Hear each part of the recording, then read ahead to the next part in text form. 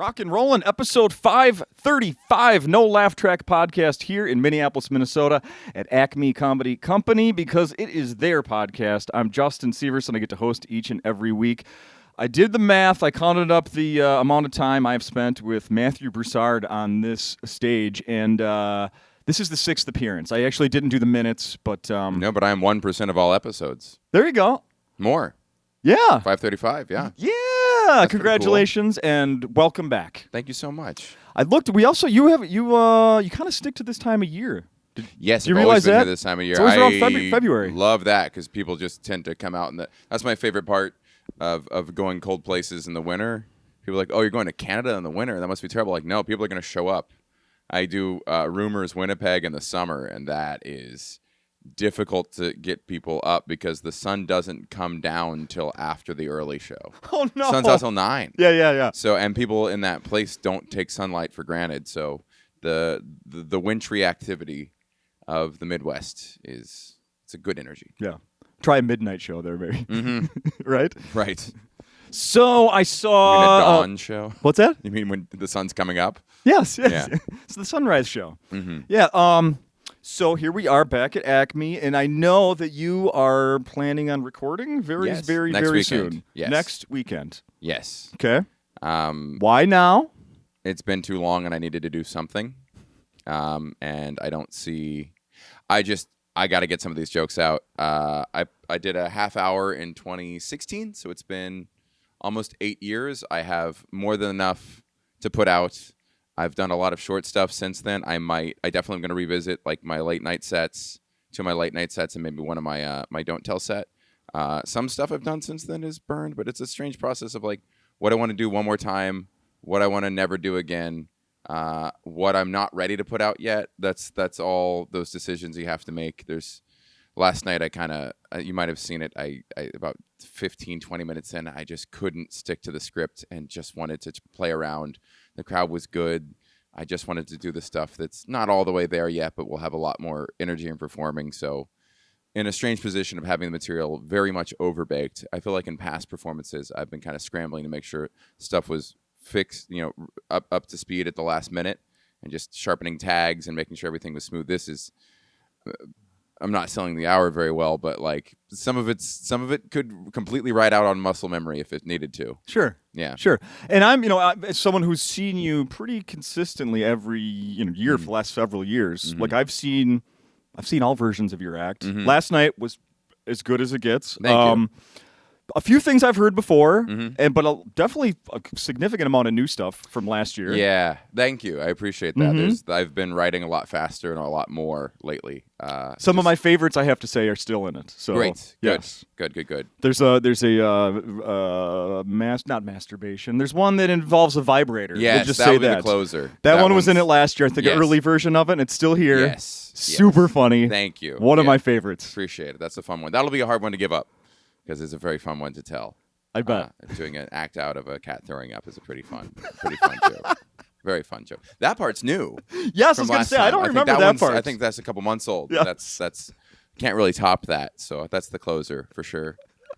I don't think I've ever seen. I think someone acting out a cat vomiting, the slow motion vomit of a cat. It's the first time I've seen that on a stage. Good, great. And, I'm an innovator. I don't know if It's funny because I really go for highbrow stuff, and that is about as base level as it gets. If you can't laugh at that, I don't know you have a sense of humor. I don't think anyone but an actual cat could do that better. Thank you. I feel like I've also been working on my act outs a little more, and it's very fun now. I'm like, why tell a joke if you can show a joke? Sure. Demonstrate. What a fun way to deliver information than with a small gesture or some action or noise more than a word. So I'm trying to get a little sillier. So where will you be recording this special? Brooklyn, Littlefield, Brooklyn. A really great venue that is home to. It was originally Night Train with Wyatt Cenac. Then it became, what was it? It's Butterboy now with Aparna and Maeve and Joe Firestone. That's a show that goes show, on it's there? a Monday show is one of the shows. They do a lot of shows every night there, but it's just a really great venue for comedy, kind of specifically for alt comedy, and it has this very beautiful stage with this light board behind it that I'm very enamored with. Okay. Have you performed there before? Yes. Oh, you have? Yes. Okay, so you know where you're getting into. Yeah. Nice. It was nice going to a venue I felt at home on. Yeah. Okay. gonna How put many it on people? YouTube. How many people fit in that thing for your special? Almost 300 per show, and we'll see if we can fill it up. If you're in New York City, come out. But it'll be good no matter what. Hell yeah. Yeah. Hell yeah. What after you record, like what's next? Because like you still are you're not gonna just retire every joke. Right. I think I'll have probably 2 months of editing, I imagine. I think April would be when it comes out. And just start really hammering out the stuff that doesn't make the cut. I've already kind of made a list of what to work on next. Okay. That'll be painful. I know. I guess a lot of comics go through that. I have no idea how it's going to go. I don't know how many people are going to see it. I would love to retire those jokes. I would love to move on. Maybe one or two of them I'll keep around if I enjoy telling them and crowds don't mind hearing a little more again. But yeah, and then just slowly unleash those jokes on social media one by one. And so some of these you've been working on for several years. long time. Yeah. And then others, like you said, like the part of the mimicking a cat vomiting is just a few months old, right? Mm-hmm. What do you think is the newest thing that will make your recording? There's a lot of little lines. There's even a joke about Cajuns. It's just a setup line that I wrote like 3 weeks ago, and I've been doing jokes about Cajuns for 10 years. And that line, well, that's gonna make the cut. So it's strange where you have, jokes one after the other, where one is maybe 10 years older than the one before it. Maybe I shouldn't be holding on to jokes that long, but probably in terms of like a big premise, punchline, all of it, probably the cat throwing up is probably the newest one that makes the cut. And Sure. Yeah. Okay. I know there's another big thing that's happened in your life that we should be talking about. An engagement, sir? I am engaged. Congratulations. As of November, engaged, yes. How did it go down? She proposed to me on the beach in Thailand. She had mentioned before that she wanted to propose to me, and we had talked about it, and I was under the impression that was no longer her plan, so it really did surprise me. I was going to propose after the special. That was my kind of timeline for it. Figure it'd be a good time to like reset and write some new material, but I guess I'll write some new material. have something. Silly to plan your life around it, but when you put out a lot of material, it's fun to change things to see what happens. Sure. But now I'm probably going to talk about the engagement on the special. That's at least a little bit. Sure. Sure. Did she after she proposed? Now we've had some time has passed. Mm-hmm. Have you told her what you just told me? Like, I was thinking about it after I was. Yeah. Yeah. Yeah. And what's her follow up? Like, well, she doesn't believe me. She doesn't thought I was believe never you. gonna propose. Yeah. Well, that's what she said the last time we brought it up. Yeah. I was going to propose in Israel in March because we had a trip. We had like a Israel birthright honeymoon trip planned. We had it planned before October 7th. And now that trip is postponed. Okay. And yeah, I bet. It would be odd optics to the happiest it'd be day of very our lives. dangerous and not in physical ways for yes. Yeah. Yeah. Probably good plan. Yeah. Probably a little weird to take a stance, that strong a stance publicly. So what was the trip you were on when she proposed? What was that? We were in Thailand. She was doing a big old vacation. We went to LA, Hawaii, Thailand, and then Seoul, and then came home, and it was a very long month. Wow. This was just no work for either of you, just vacation? She worked part of it. I took a lot of time off of work for it. Yeah. And I think it was Thanksgiving, so I don't miss I travel on Thanksgiving a lot because there's not a lot of work. Sure. Over Thanksgiving weekend. Okay. And she's still working, still doing comedy, and we're engaged now, and that's nice because when you say fiance, people are very excited about that.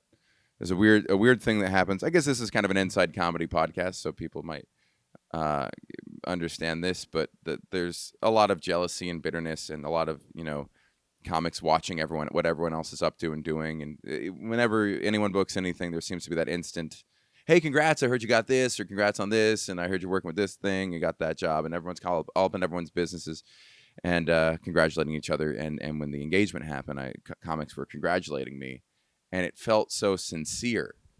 It felt so like they were actually happy for me. And that's kind of frustrating because this is the thing they should be jealous of. This is the thing they should be bitter about. I found my other half in this lonely world. And they're like, yeah, whoop, good for you. Hey, that's great. Isn't that cute? Whereas like if I got like I don't know, guest writer on Weekend Update, they would be more jealous of that than this, my greatest accomplishment. Show business, sir. Show business, boy, yeah. I could do without that. Too much hustle, too much ambition. It's exhausting me. Yeah, right? I'm really tired of how competitive this is. How do you, after a show last night when it goes so well and you got to go back to your hotel, how do you wind down when you get back to the hotel? Last night I was very ready to sleep. I was a sleepy boy last night. Oh. It's not how I wind down. It's how do I convince myself to go to sleep, to not. I always want to stay up and do that wind down activity, watch a TV show, read a book, but I really should just go straight to sleep and feel great the next day because it's that extra hour of just dicking around.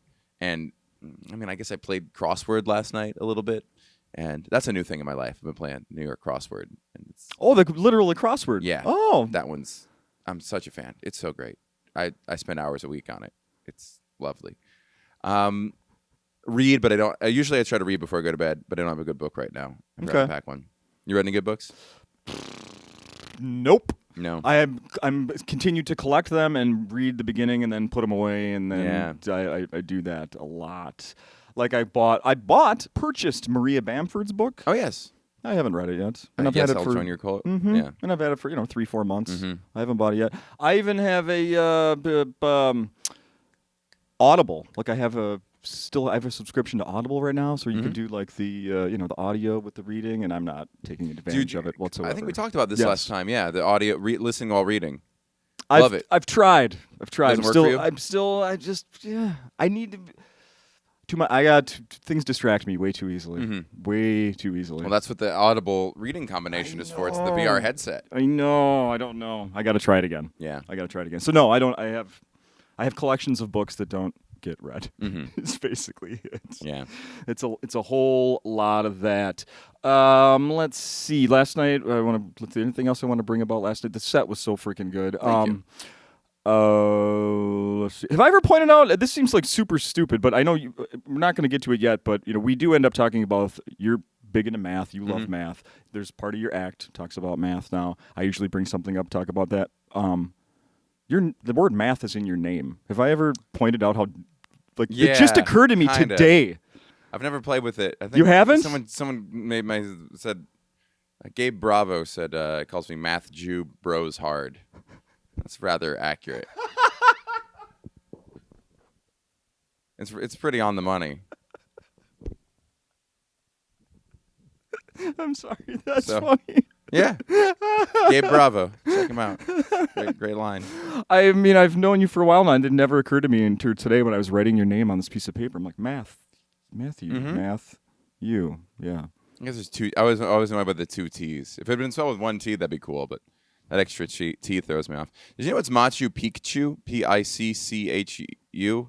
It's not Pichu, it's Pikachu.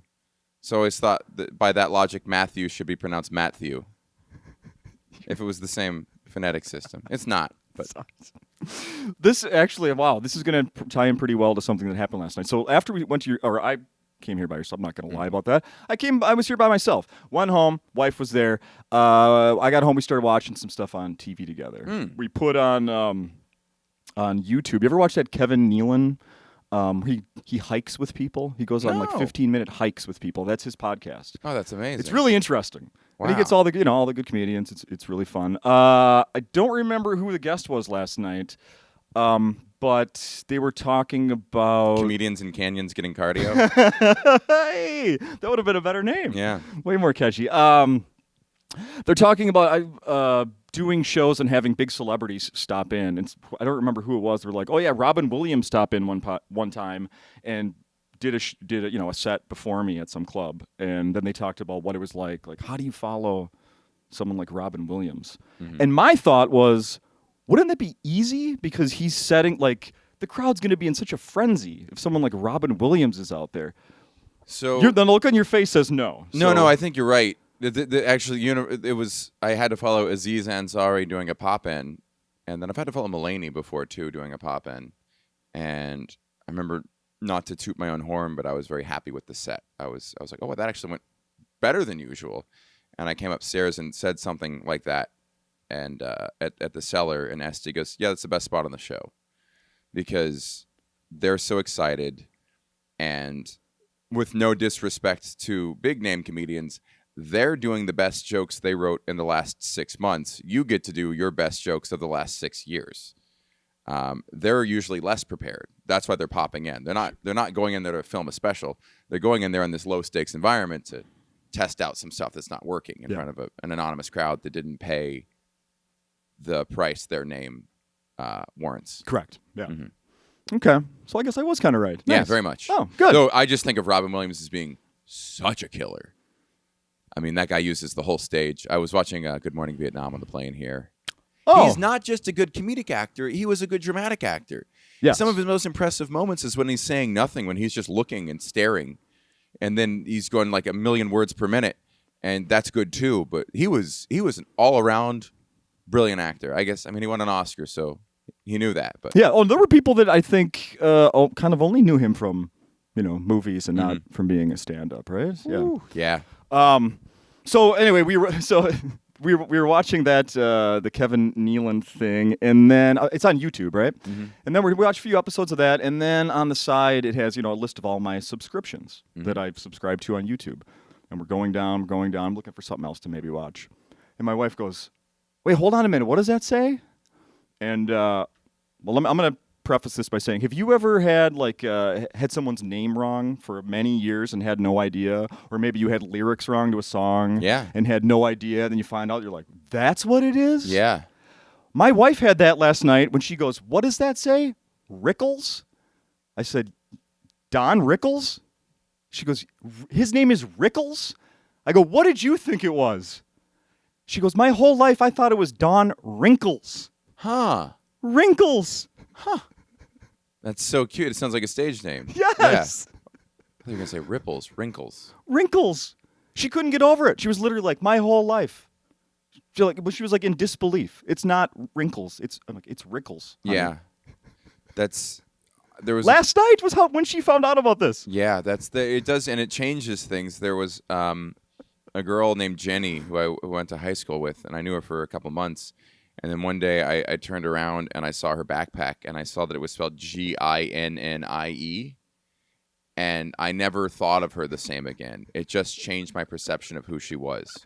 Not bad, not good, but that became a new person now in my eyes. Yes. Thinking of her as a Jnny was that's a different person. Yes. So don't give your kids stupid names, I guess is the point of that. Yes. Oh, that's another thing of your act that is still in there. That's absolutely one of my favorites when you mention the names of people that you went to school with, right? Yeah, I have to use a fake name in that one, unfortunately, because the real name for the joke, the person passed away, but the real name is very good, and I don't mean to. Yeah, I don't want to but those are all real names. Otherwise, Chambliss. Townsend, Whitaker, Towers. There's so many good ones. Oh, those are just the top ones. Matthews. Matthews with one T. So he was a math guy. Oh, yeah. See? There you go. It exists. Mm-hmm. It exists. I was also in yearbook, so I saw everyone's name and their middle name. Often people had two middle names. I don't know why that's such a rich white Southerner thing to do. Oh, interesting. Mm-hmm. You don't have two middle names, do you? No, I have one middle name. Yeah. Have you heard the Dimitri Martin joke? I don't know. A girl says, "I have two middle names." He goes, "No, you have 0 middle names." It's a good math joke. An odd even joke, yeah. Oh yeah, there's no. That's right. That's very good. I actually found a website that put together. Where is it? Preppy baby names destined for the Ivy League. Oh yes. There's also a list of the lacrosse teams from some major school, and they sounded just like that. Which, by the way, we don't give any credit to the fact that Chadwick Boseman had the whitest name of all time, was literally Black Panther, was a black superhero. Chadwick Boseman, that is really up there. Well, this is going to make me I don't know. I actually thought he was white before I saw what he looked like, just as reading like Chadwick Boseman to star in blah blah blah. I'm like, well, that's a white guy I've never heard of. Yes. Yeah. Mm-hmm. Yeah. Yeah. Can I give you a couple of the names that made this list? Yes. That someone put together. Preppy names are a great choice for your baby. They might lead. They can help establish your child's strengths and even promote future success. Do you agree with that? Yes. You do. Yes. Interesting. I think a good name can be useful, but a good name can also be just like a simple name. Sure. I'm going to throw a couple at you and see what you think. Mm-hmm. Digby. Don't like it. Okay. Connery. Like it. Interesting. Palmer. I knew a few. Yes. Palmer. It's pretty solid. Blair. Those are great. Emerson. I know a few, I think. Hudson. Yeah. I think this one is probably one you went to school with. Yates. Sounds correct. I feel like I do know a Yates. Yes. Yates. Yardley? No, that's a Simpsons voice actor. Who was Yancey? I knew a Yancey. Briggs. Thatcher. Ellison. I knew an Ellison, I think. Thatcher's a little much. Briggs is good. Niles. Classic. Orson. I like that one just for the sci-fi element. Yeah. Scott Card. Did you mention Thompson? No. Thompson. I don't think I knew any Thompsons. No. Thompson. That's not a bad one. How about Tinsley? We'll end with that one. Tinsley. Tinsley. Tinsley. I like it. Tinsley. You like that one? It was hard to find a nickname for that, though. Yeah. McQueen. Those are two girls I knew. Keaton. Boy or girl? Keaton. Yeah, it's good. It's both, which I think is cool. Mm-hmm. Keaton. Mm-hmm. Yeah. Mm-hmm. There's also a weird thing where it's a lot of those names are they are old school manual labor jobs. Names like Parker, Hunter. What are others? You actually all those names now are, and they're not necessarily last names as much as they're just old jobs. Yes, Harper. Harper. When I was looking at this list, it literally said Harper translates to a person that plays the harp. Mm-hmm. And it's weird because it's people who've never done and will never have to do manual labor. Yeah. Yeah. This is one of those times where your intelligence, your knowledge is is impressing me, sir. And then I think also with women, what is in vogue, or this might all be a bit about 10 years old because I'm talking about when I was in high school, but the girls get boys' names. That is also a real fashionable thing now. Ryan has become a girl's name. Yes. Dylan, Cody have all become girls' names. And what's funny is they never go back. No one ever wants that. I mean, because Leslie used to be a boy's name. I had a girlfriend in high school named Damon. How about that? I dated. I've never met a female Damon since then. No, I have not met a Damon. D-A-M-O-N. Damon at all. Yeah. Yes. And then I Eddie Ift sent me a great list. He's a comic who lives in Malibu, and now what's really in vogue is just nouns, like Albatross was one of them. I think Crush. What is it? What's his name? Lachlan Patterson has a kid named Crush, but they're just straight up nouns. Crush. Yeah. Zephyr. I wish I could find the list, but it's truly just nouns. It's if not sound effects. Yikes. Yikes. Are you still tutoring math? Yeah, I didn't have anyone last semester, and I'm really hoping I get some this semester. Okay. But trying to do more of that, yes. Okay. So I searched, I went to Google, put the words math and football together. And it is impressive how much math is being used in pop culture these days with math. First of all, Taylor Swift and Travis Kelce. Do you know how math is being factored in there? How much she's making for the NFL via him? That's a good one, but I'm specifically talking about doing the math of how long it will take her to get from her show in Tokyo to the Super Bowl to see him. And there are people that actually have done the math and figured out, with the time difference and when her show ends and when the Super Bowl starts, if she leaves right away after her show, she'll make it, with the time change, she'll make it to Las Vegas on Saturday at 1 o'clock and have over 24 hours to be ready for the game. Wow. But people are actually using math to figure these things out. Wow. Huh? That's not even work. That's one of the longest flights, right? Well, I guess she's going to do private, I'm guessing. Yes. Yeah. Yes. I've heard that she has access to several private jets. One of the other headlines that I saw when I searched those two words, this one from the Wall Street Journal, sir. What ended the Detroit Lions' dream season? math. Yeah? What kind of math? Well, it was that was the big thing with their Dan Campbell is the freewheeling head coach of the Detroit Lions that had an incredible season. They just lost last week. And he's getting tons of shit because he had many opportunities to kick field goals, which are worth 3 points, and instead he would try to go for extend the series and try to go for the touchdown, which is worth 6 points. And people are saying analytics has been brought into football, and it's changing the way people look at these. 5 years ago, no coach was going to go, yeah, we're going to keep going and try to score this touchdown down, in a few more plays. They would see points on the board, potential points, and take them right away.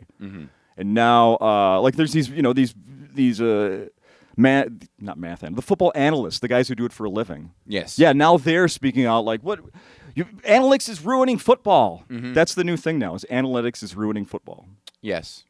I can agree with that. I mean, it's not fun to use a computer because computers will have the answer, and it's not very fun. It's the failures and the guessing. So instead of, going with your gut, Yes. like if this guy would have gone with his gut, his gut was probably telling him, get the points on the board, man. This is the most important game you've ever been in. They've never mattered more. Yes. But he went with what he was doing all year, which was the analytics say, try to get those points, try to get more points. 6 is more than 3. So you think the analytics cost them? Yeah. Well, that's what people are saying. Yes. Well, I'm sure the analytics will adjust for that. Yeah.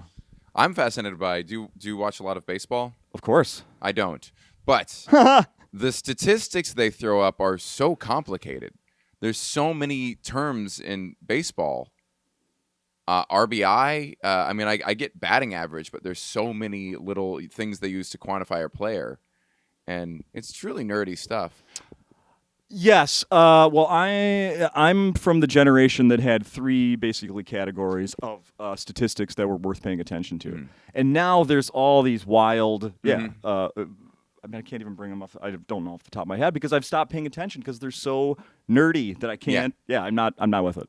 Yeah, and they'll also just the statistics they can pull up on the spot. They're like, this is the best game a left-handed pitcher has ever had on a Tuesday in 7 years. Yeah. How did you compile that? Yeah, with the sun at 33 degrees, and I mean it's insane. They just really throw out random stuff like that. I've been watching a lot of swimming, and yeah, it's I guess there's better. It used to be like on swimming they'll still have that. Well, they say we think that's the best ever blank. We have to go back, and they'll publish the article. They're like, as far as we're aware, this is the best blank time for this within this category.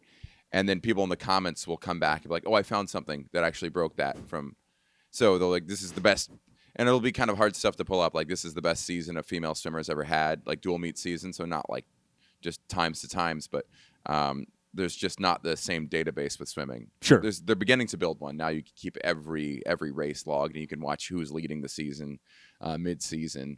But it's a very good season for women's swimming and for men's. So Olympic year. Yes. Are you excited? Yes, I'm more excited about NCAAs. I'm more excited about the college season. It's just really good this year. Liam Marchand is best college swimmer ever, I would say. It was his junior year. It might be his last year at ASU. A French kid came to ASU, Arizona State's program, which was brand new. The men's team had gone away. And then a couple years back, Michael Phelps grew up in Baltimore, said, I want to go somewhere sunny. And then he moved to Phoenix, and everyone came with him, including his coach, Bob Bowman. Then Michael Phelps retired, and now they're all sitting around in Phoenix with nothing to do. And Bob Bowman says, I'll just coach this college team here that needs a coach, and it's suddenly the best team in the country. Out of nowhere, led by this French kid who broke Michael Phelps' oldest world record, last remaining world record. And we need to stop the French. They're taking over all the sports. The number one basketball player is a 20-year-old from France. Is that right? Wemby, yeah. Yeah. And then were they number 2 at the World Cup? Oh, sure. I don't know. Oh, they got Messi won, right? Mbappe, right? Mbappe, yes. Yeah, France is doing great. Jeez. Good for France. Yeah, they'll do very well at their men's team will do very well at the Olympics because that French kid's going to bring home, I think, at least 3 gold medals by himself. So it's good season. Wild. Yeah. Wild. Are you sharing? Like, do you have back to the engagement, sir? Mm-hmm. Is there do you have a wedding No. date plan? Are you Nothing. talking about that? Nothing. We're thinking Austin. Oh, another thing, we bought a condo in Austin. Oh. That was a big life development. Dude. So, oh wow, yeah, congrats. thank you. A lot of comedy down there. We both have ties down there. Just got a tiny little place in a good location. No kidding. Just to spend our time down there also. And I'm not home enough to really have a home anyway. So, it's I got to go to Mothership. I'm going to perform at Mothership. That's a really great place for comedy. Austin has so much comedy right now. There's so many comedians. There's so many stages. I've read something. There's clubs just within walking distance of each other. Yes. Oh, many, many clubs. So from the Mothership, you can walk to Vulcan, which is a club. You can walk to, what's it called? Creek in the Cave. And there's another one right there. I think there's about 5 clubs within a 0.2 mile radius of Mothership. Just crazy. And then plenty of just pop-up. There's a pizza shop that has an open mic every night. Right there as well. So and there's just enough tourists there to substantiate it now, I suppose. Yeah. But I think it could be. I mean, there's always been the dream of having a third industry city besides New York and LA, where you can live and do comedy every night, and be in the industry, be in the top of mind. So I think Austin could really be that. And a lot of executives love using their company cards to go visit for a weekend for a festival or something. Sure, so it's fun. Mm-hmm. When will you? I guess you just need a third spot now. You need a home in LA, and then you get all 3, right? Yeah, finally. I don't go back very much. It's a tough place. It's hard. It's so competitive with comedy there, and there's just not as much stage time as there are comedians. How about, have you been doing any more auditions for acting, any voice stuff? Yeah, just sending in tapes. Yeah. But I've just been living on the road and working on stand-up, and that's been very kind. And I've been writing a little bit for other people, and that's my whole gig right now. And swimming a lot when I can, and sculpting. You are? Mm-hmm. Still got the clay? Yeah, it's been I need to finish. I have 2 I need to finish. And I just joined a pool, so I'm swimming again, which is really nice because my back was fucking killing me. Okay. And now I'm just doing that. Okay. Mm-hmm. I'm the only one that's going to find this interesting. I'm going to ask it anyway. Mm-hmm. The thing that stops me from still going swimming recreationally is if the water's too cold. I can't deal with water that's too cold. I just hate it. Is that a problem for you? I need the water under a certain temperature. It's not going to be a real workout. So needs to be 82 at the hottest, and then also 77 at the coldest. There's a big range. I think each degree feels like 10 or 5 in the water.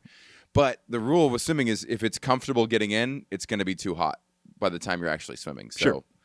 I'm also a real wimp about getting in. Even after all these years, I still kind of inch in. And okay, well, that's what I'm saying. Is yes. I'm a real wimp about getting in. I'm a real wimp about getting in, but so I just hate getting in. But once I get in and get moving, then I would rather it be colder. Sure.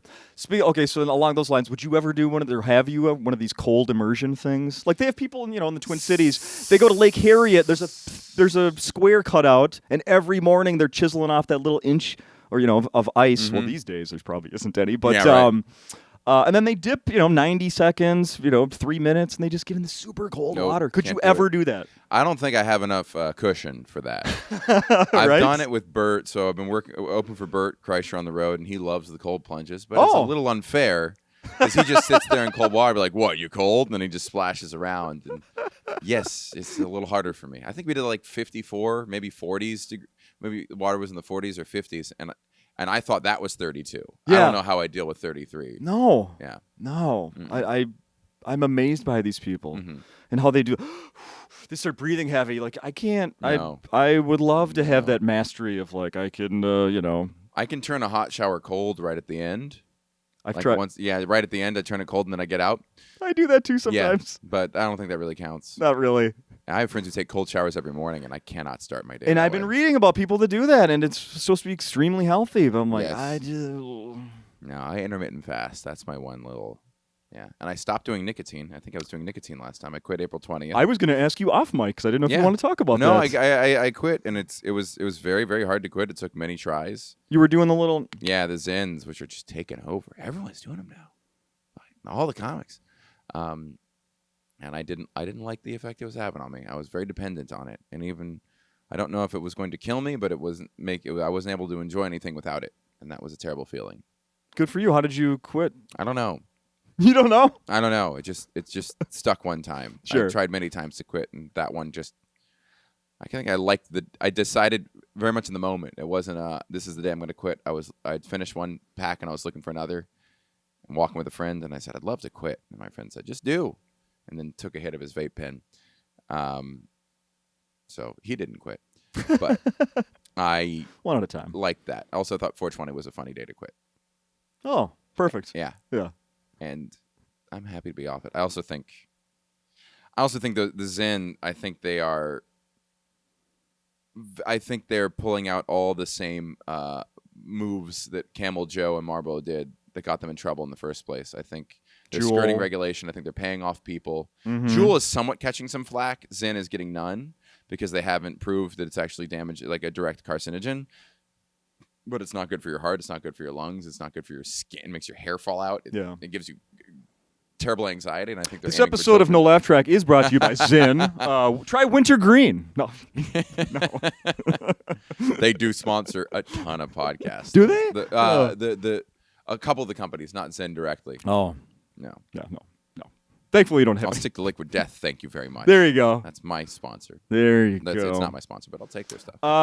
And you're still sporadically doing the pod with Laura? Yes, just started back again, doing it a little more often. Yeah. Okay. I'm trying to get more guests on. I was listening to the most recent one. You said that you're looking for a name change, correct? Yes. Yeah, she wants a new name. You got any suggestions?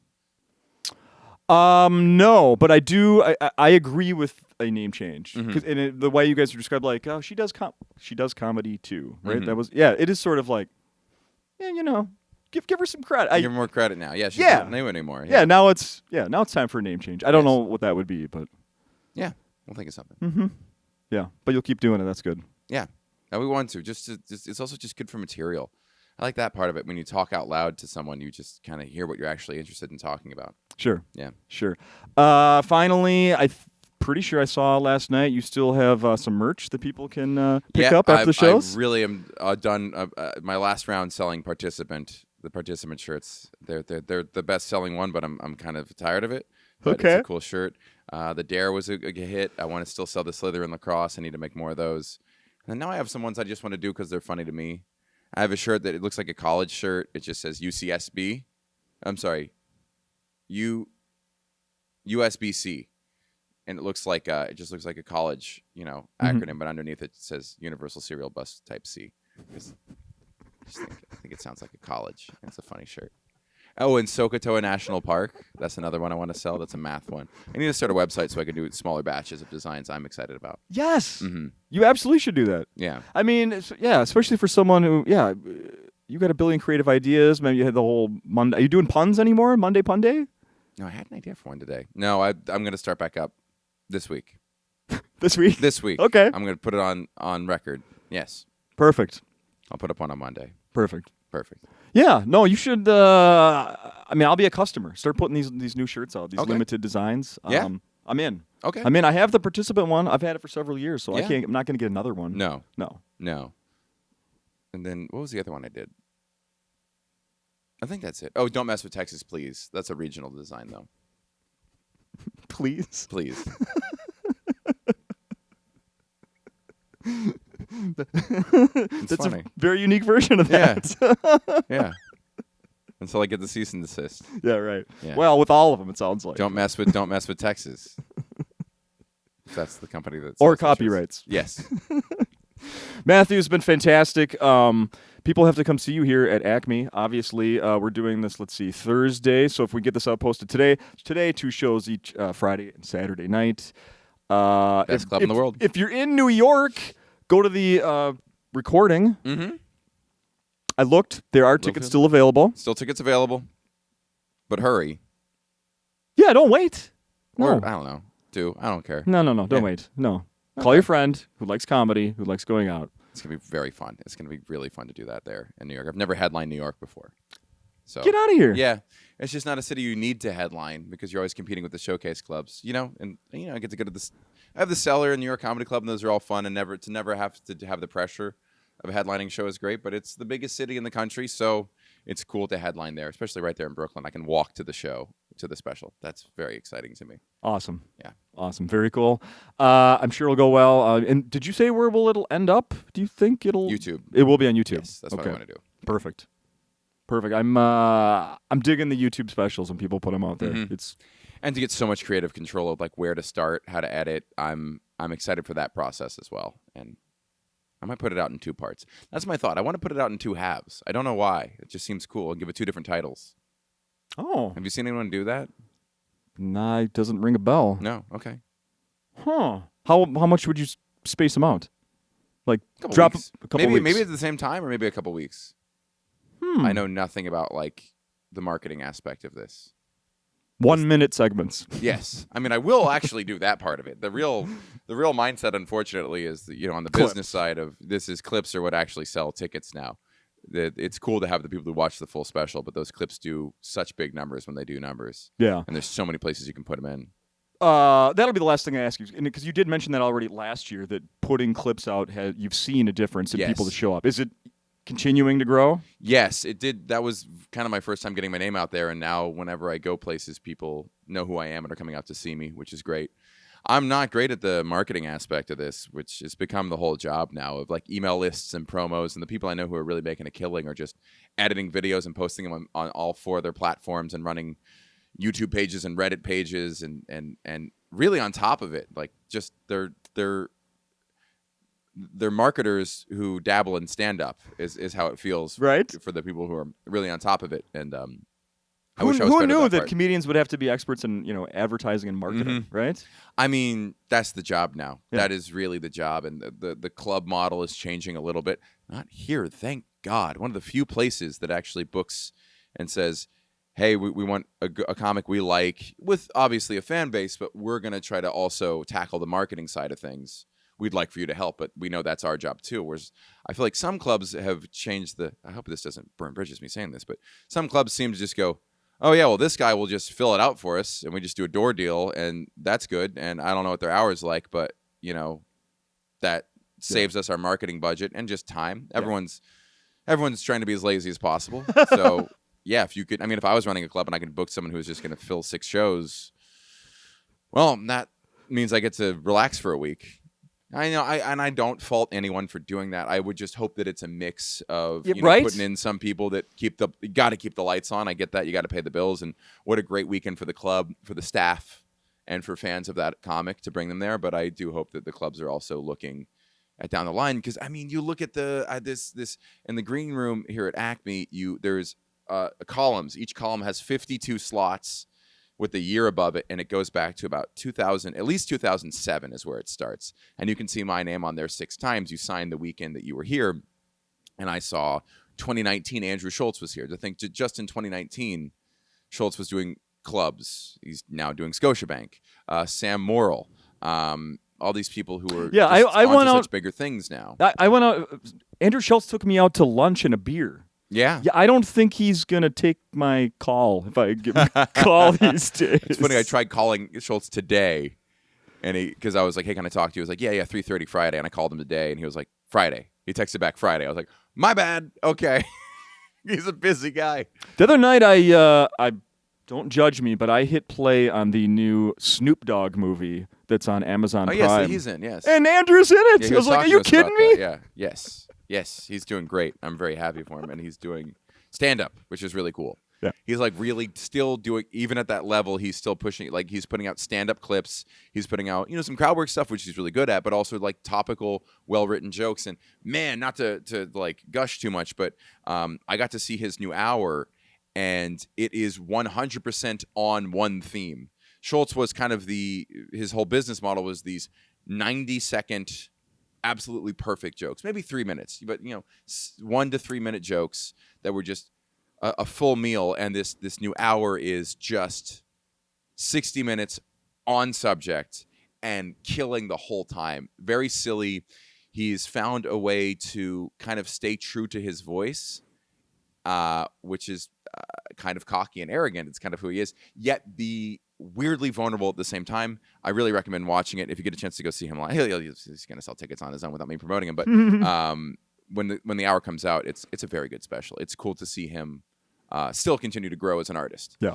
I love that you brought up the all the list of names on the wall in there, because Mm-hmm. that's, I never get sick of going in there and seeing like, oh my God, that was, Right. holy cow, that was 2015 when blah, blah, blah was here. That's crazy. Yeah. Yes. And every time I look, I came in 2016, and every time I look at it, the list means something different to me of like, I'm now interested in who was here 15 years ago that's still doing comedy, still doing weekends. Because so many of those names, they do 1 or 2 or 3 years, and then I don't know, they're doing private gigs and corporate gigs, or just staying local, or they get a writing job, or they move on to an acting career. So many different things can happen. So many things can happen. Yep. Success, not less success. Mhm. Yes, absolutely. Yeah, you see Laurie Kilmartin's one of the most, and I think so much now at age 35 of just, what's the long term? How can I still be doing this when I'm 55? That's kind of my goal. What's the path that keeps me doing something I enjoy and not burning out or not fading out? And that's also similar with, not to be cheesy, but swimming. I've started to be in a lot of pain from the weightlifting I'm doing, and it gave me the physique I wanted, but I was hurting a lot. And now with swimming, it's not exactly what I'm looking for, but I can keep swimming until I'm 60. It's a much more maintainable thing. And, Damn right. yeah. Damn right. More long term. And since you brought up Laurie Kilmartin, she has a new special out. Oh, yes. Yes. Cis horror. What is it? Cis. I don't remember the name, but yes, cis something. woke. Yes. Beep, beep, beep. She's one of the best. Yes. She's fantastic. That is a person who loves comedy, and it shows in their comedy. Yep. The that set is the one that pretty much she did here last year when she was in town. It's as good as it gets. She sharpens those jokes too. It's great. Yes. Yes. A woman with dark comedy. There's something very unique and fun about that. And I just like comics who've been doing it a long time now. I do really enjoy seeing someone, because with the social media age, you're getting these people who get these sharp pops early on, and then we forget about them, and they probably have to wonder what they did wrong to not stay aloft. Yeah. But I think in the long term, they realized you couldn't get that. You can't maintain that first pop. It's the long term, and then just seeing these 20, 30-year comics and the expertise and how their good habits aren't even conscious anymore. We all got to get there. I'll see you in a year. See you in a year. Perfect.